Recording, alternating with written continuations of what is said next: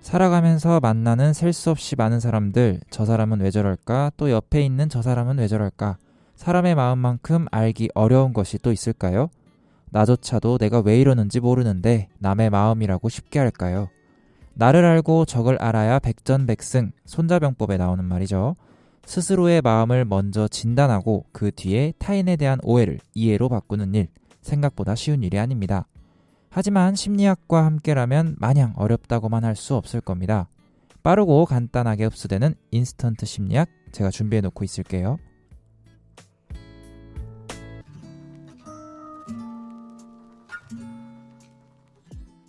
살면서 만나는 많은 사람들의 심리부터 자기 자신 안에 깊이 내재되어 있는 심리까지 알아두면 많은 도움이 될 만한 심리학적 지식들을 쉽고 간편하게 흡수시켜드리는 인스턴트 심리학 시간에 오신 여러분들을 환영합니다. 오늘 제가 여러분들께 흡수시켜드릴 지식은 바로 말과 관련된 심리학입니다.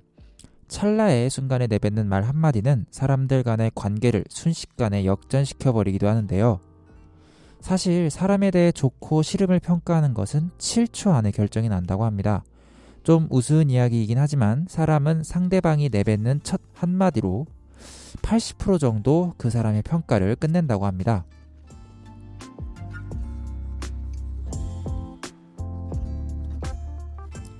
물론 그 후에 진행되는 대화로 상대방의 평가를 뒤집어 버릴 수도 있습니다. 그중 핵심은 바로 대화를 할 때의 자세인데요. 식상할 수도 있겠지만 가장 중요한 것은 상대방의 대화를 듣는 자세입니다. 인간은 누구나 그렇듯 상대방이 자기 자신을 알아주었으면 하는 욕구가 있는데요. 이를 사회적 승인 욕구라고 합니다. 모든 대화의 주어가 내가로 시작하는 것을 심리학적으로 자기 관련 효과라고 하는데요.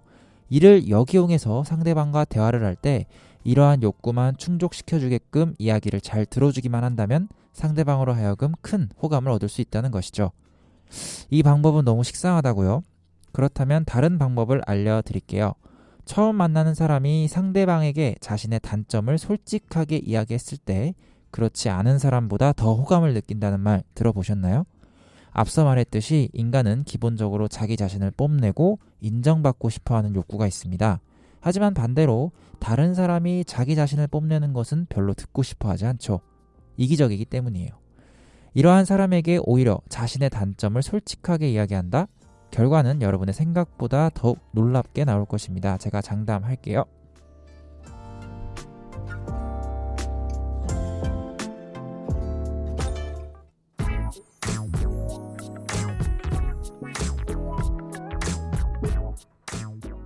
네, 인스턴트 심리학, 말과 관련된 심리학적 이야기를 여러분과 함께 나누고 있습니다. 대화 속에서 상대방의 호감을 얻는 방법에 대해 정보들을 알려드리고 있었는데요. 그 방법은 아직도 무궁무진하답니다. 제법 간단하지만 많은 분들이 잊고 있는 방법이기도 한데요. 바로 상대방의 이름을 기억하고 불러주는 것입니다. 한 대학에서 피실험자들에게 헤드폰을 착용하게 하고 양쪽에 각각 다른 메시지를 보내는 실험을 했는데 주의를 기울이지 않은 쪽의 헤드폰에서 자신의 이름이 나왔을 때 모든 신경과 주의가 반대쪽으로 향한다는 연구 결과가 있는데요. 그만큼 인간은 자신의 이름을 불러주는 상대에 대해 순간적으로 많은 관심을 쏟아붓게 됩니다. 그렇게 여러 번 부르게 되면 상대와의 심리적 거리 또한 좁혀지게 되고 이러한 행위는 짧은 시간 안에 상호 간의 신뢰와 친근감을 쌓아준다고 합니다. 미국에서 인기 있었던 루즈벨트 대통령은 첫 대면한 상대의 이름을 3번 머릿속으로 암창하고 반복해서 부르는 습관을 들였다고도 하네요. 또한 대화를 하면서 상대방의 말에 끄덕임이라는 행동을 추가한다면 말하는 사람의 입장에서는 상당한 안정감과 동시에 편안함을 느끼면서 더욱 대화를 이어나가고 싶어하는 감정이 생긴다고 합니다.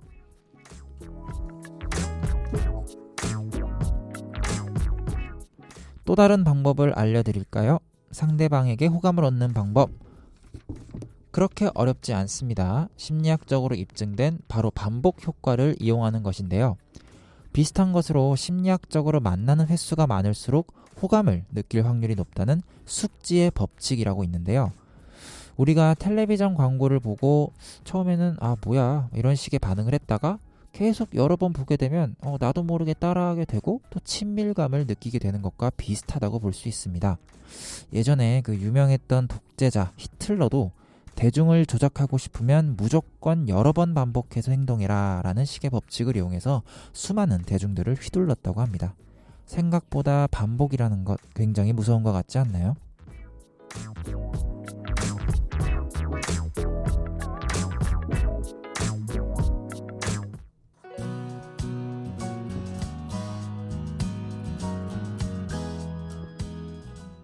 어느덧 마칠 시간이 되었는데요. 이대로 마치기에는 살짝 아쉬운 감이 있어 여러분들에게 도움이 될 만한 간단한 심리학적 정보를 드리고 가려고 합니다.